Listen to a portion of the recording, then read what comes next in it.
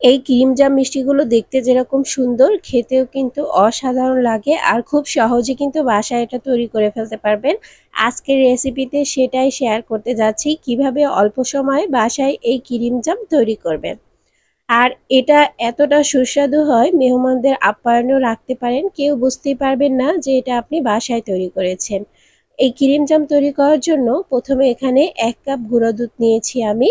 আর 1 cup গুঁড়া দুধের জন্য 1/3 কাপ হচ্ছে সুজি নিচ্ছি আর 1/2 কাপ হচ্ছে ময়দা নিচ্ছি। আপনারা চাইলে সুজিটা একটু কমিয়েও নিতে পারেন। আর এখানে আমি 2 চামচ ঘি দিয়ে দিচ্ছি। এখানে ঘি ইউজ করতে হবে, তেল ইউজ করা যাবে না। এখানে 2 চামচ চিনি দিয়ে দিচ্ছি আমি। ভালো রেজাল্ট পাওয়ার জন্য অবশ্যই ঘিটা দিতে হবে। এখানে 1 চামচ কর্নফ্লাওয়ার দিয়ে দিচ্ছি। আর এ পর্যায়ে আমি দিয়ে দিচ্ছি বেকিং পাউডার 1/2 চামচের মতো। এখন সব উপকরণগুলো একসাথে আমি মিশিয়ে নিব। তার আগে এখানে 1 চিমটি লবণ দিয়ে দিচ্ছি, যাতে মিষ্টির স্বাদটা অনেকটা ভালো পাওয়া যায়। আর হাত দিয়ে এরকম ঘষে ঘষে সব উপকরণের সাথে ঘিটা ভালোভাবে মিশিয়ে নিচ্ছে। আর ঘিটা মেশানো হলে এখানে এ পর্যায়ে একটা ডিম দিয়ে দিচ্ছি। এখন আমি ভালো করে ডিমটা মেখে নিচ্ছি সব উপকরণের সাথে একসাথে করে। এ পর্যায়ে লিকুইড দুধ প্রয়োজন হতে পারে, যদি মিশ্রণগুলো বেশি নেন তাহলে প্রয়োজন হতে পারে, কিন্তু আমার প্রয়োজন হয়নি। আস্তে আস্তে করে আমি ডোটা তৈরি করে নিচ্ছি। আর ডোটা এরকম স্টিকি হবে, অনেকটা আঠালো হবে, এরকমই হবে, কিন্তু উপর থেকে একটু ঘি ব্রাশ করে তারপর কিছুক্ষণ রেখে দিলে এটা স্টিকি ভাবটা কমে যাবে। যেহেতু লাল একটা ভাব নিয়ে আসতে যাচ্ছি আমি, এর জন্য রেড ফুড কালার দিচ্ছি। আর এর জন্য একটু লাল ভাব চলে আসবে, দেখতেও কিন্তু ভালো লাগবে। আপনারা চাইলে এটা স্কিপ করতে পারেন, এটা একদমই অপশনাল। আর আমি ভালো করে কালারটা মিশিয়ে নিচ্ছি আর উপর থেকে একটু ঘি দিয়ে তারপর রেস্টে রেখে দিচ্ছি 30 মিনিটের জন্য। হাতে সময় না থাকলে আপনারা 10 মিনিটও রেখে দিতে পারেন, কোনো সমস্যা নেই।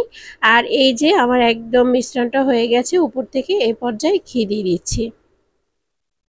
আর এরপরে দেখতে পাবেন এর স্টিকি ভাবটা অনেকটা চলে গেছে।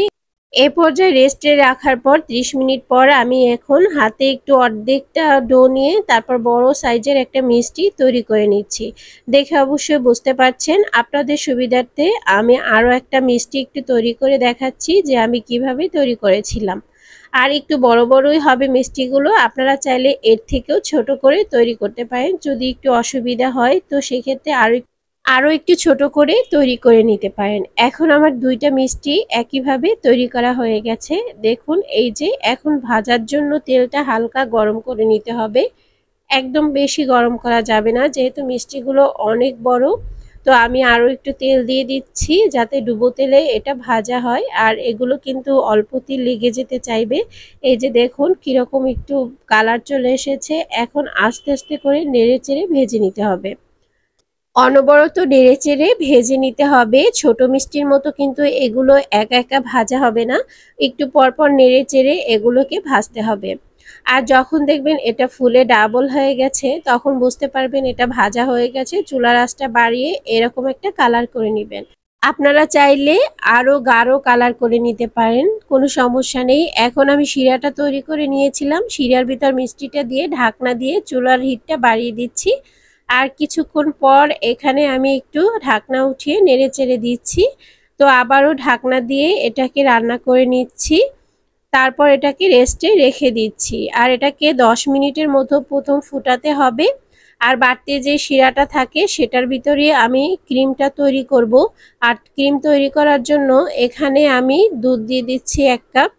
এখানে পাউডার দুধ আমি 1 কাপ দিয়ে দিয়েছি। আর অনবরত নাড়তে চাড়তে হবে। আর 1/2 কাপ দিয়ে দিচ্ছি ময়দা। এখন ভালো করে মিশিয়ে নিচ্ছি।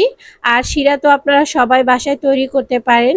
2 কাপ পানি দিলে 2 কাপ চিনি দিয়ে শিরাটা তৈরি করে নেবেন। আর এখন এ পর্যায়ে শিরা যেটুক রয়ে গেছে সেটার ভিতরে কিন্তু ক্রিম জাম আমি তৈরি করে নিচ্ছি, মানে ক্রিম জামের যে ক্রিমটা সেটা তৈরি করে নিচ্ছি।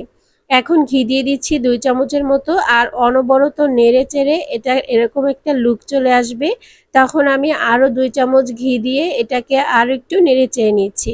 ক্রিমটা এ পর্যায়ে উঠিয়ে নিতে হবে, উঠানোর পর এটা এমনিতেই শক্ত হয়ে যাবে। এখন আমি ক্রিমগুলো এখানে ঢেলে নিচ্ছি, তারপর বেলনির সাহায্যে বেলে নিব। আর তার আগে এখানে কিন্তু আমি ফয়েল পেপার বিছিয়ে নিয়েছি। কারণ না হলে নিচে লেগে যেতে চাইবে, এজন্য আমি বিছিয়ে নিয়েছি। আর এরকম করে বেলনির সাহায্যে গরম গরম অবস্থায় কিন্তু এটাকে বেলে নিতে হবে। আপনি যতটুকু লেয়ার দিতে পছন্দ করেন সেই রকম পছন্দ অনুযায়ী এটাকে মোটা করে নেবেন। আমি কিন্তু বেলনির সাহায্যে বেলে নিচ্ছি, আর একদম মোটাও করিনি পাতলাও করিনি। এ পর্যায়ে মিষ্টি আমি উঠিয়ে পানি ঝরিয়ে নিয়েছিলাম বা শিরা ঝরিয়ে নিয়েছিলাম। তারপর মিষ্টিটা এর ভিতর দিয়ে ফোল্ড করে নিচ্ছি। আর দেখুন খুব সহজেই কিন্তু ফোল্ড হয়ে গেল। একটা মিষ্টি ফোল্ড করা আমি দেখিয়ে দিচ্ছি, বাকিটা আমি অফ ক্যামেরায় করে নিব। আর হাতের সাহায্যে এরকম একটু মুড়িয়ে দিচ্ছি, আর বাড়তি যে অংশটা রয়েছে সেটা ফেলে দিয়ে ফয়েল পেপার দিয়ে একদম মুড়িয়ে নিচ্ছি। আর ফ্রিজে এটা রেখে দিব 1 ঘন্টার জন্য। 1 ঘন্টা এটা সুন্দরভাবে সেট হয়ে যাবে। চাইলে আরও কিছুক্ষণ বেশি সময় ধরে রেখে নিতে পারেন। এই যে একটা মিষ্টি কিন্তু একদম ফোল্ড করা হয়ে গেছে, দুইটাই আমি ফোল্ড করে নিয়েছি।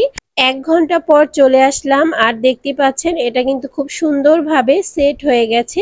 আমি একটু কেটে দেখাচ্ছি, সব কেটে দেখানো সম্ভব না, তাহলে ভিডিওটা অনেক বেশি বড় হয়ে যাবে।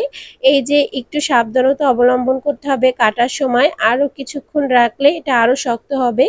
তো একটা মিষ্টি আমি কেটে দেখাচ্ছি, এভাবে করে সবগুলো আমি কেটে নিয়েছি। আর দেখতে পাচ্ছেন কতটা সুন্দর লাগছে। কেমন লেগেছে আজকের রেসিপি অবশ্যই কমেন্ট সেকশনে জানাবেন। ভালো লাগলে লাইক শেয়ার কমেন্ট করবেন। তো আজকে এই পর্যন্তই, আল্লাহ হাফেজ।